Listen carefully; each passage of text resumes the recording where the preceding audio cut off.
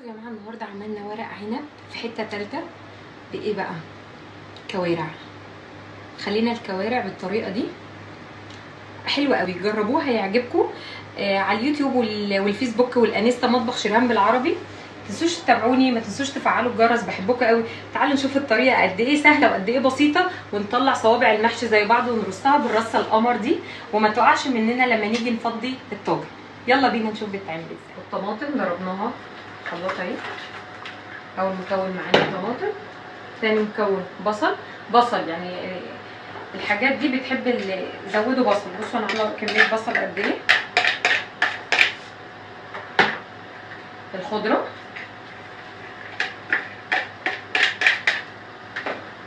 معانا بقى معلقتين شطه من الشطه بتاعتي،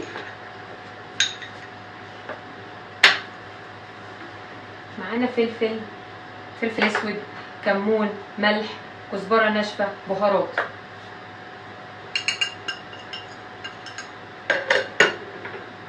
نضيف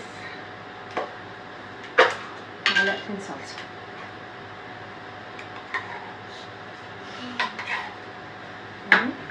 بنفضل بقى نقلب الخلطه كده لحد كلها ما تتناسق مع بعض. هنا ورق عنب وخلطه المحشي. هنلف ورق العنب لحد ما الكوارع تتسلق عشان نعمل ورق عنب بالكوارع. هتعجبكم قوي. حطينا كده الكوارع يتسلق. بصوا الشوربه بتاعته ما شاء الله.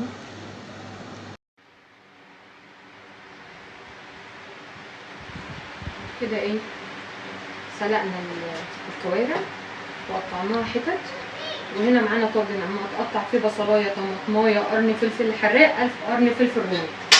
وبعد ما خلينا الكوارع بالطريقه دي هننزل بيها كده.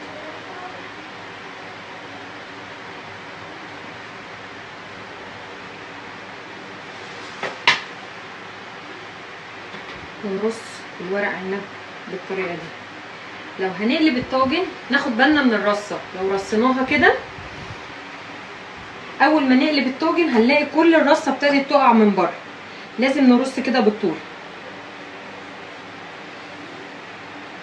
الناس اللي بتيجي تقلب الورق عنب ويعمل معاهم كده ما يرصوش بالعرض، يرصوا الورق عنب بالطول بالطريقه دي. الرصه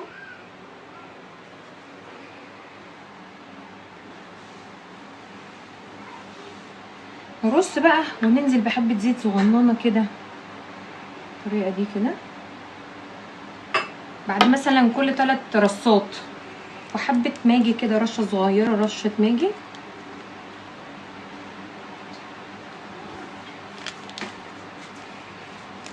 وارجع اعمل ايه بقى، ارص تاني. بصوا ما شاء الله، اصلا شكله الحاجه العين بتاكل قبل البق يا جماعه. فالحاجه لما بتبقى مرصوصه اصلا بشكل حلو بتفتح النفس.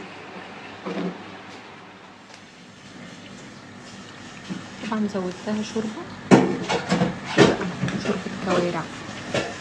عملنا مع بعض الطاجن ورق عنب بالكوارع في حته ثالثه. تعالوا نقلبه مع بعض. بسم الله.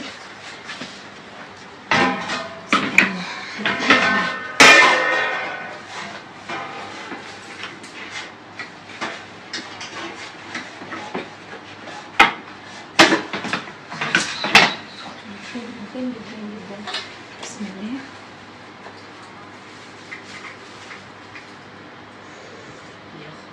ما شاء الله. بصوا اصلا شكله عامل ازاي، حلوه قوي قوي قوي قوي. بصوا يا جماعه، اللفه اللي انا كنت بقول لكم عليها اللي هو احنا نلفها بالطول ما نلفهاش بالعرض عشان ما تقعش مننا. لو لفيناها بالعرض كان زمانها كلها نزلت كده.